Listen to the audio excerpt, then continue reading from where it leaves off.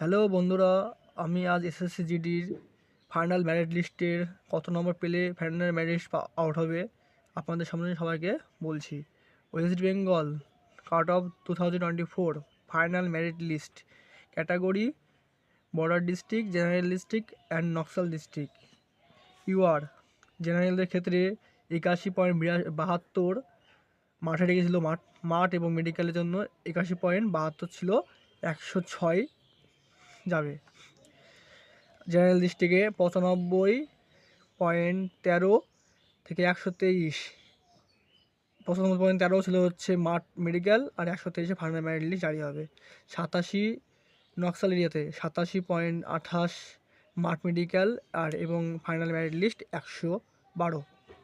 OBC 72.72 গেছে border ডিস্ট্রিক্টে, final merit list 88। General ডিস্ট্রিক্টে হচ্ছে 89.78 আর বর্ডার আর ফাইনাল মেরিট লিস্টে 115।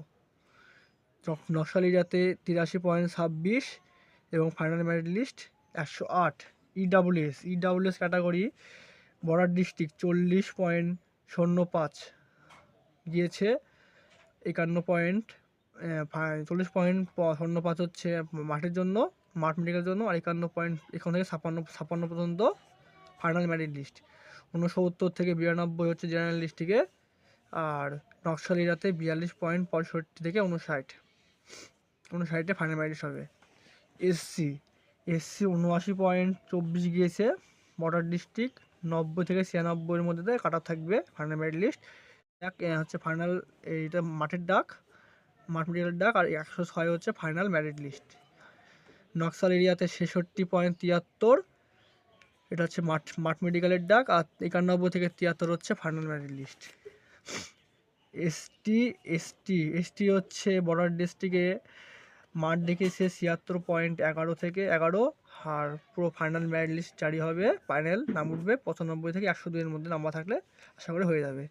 85 জেনারেল ডিস্ট্রিক্ট হচ্ছে 85.14 থেকে 14, আর ফাইনাল মেরিট লিস্ট হচ্ছে 111 থেকে 14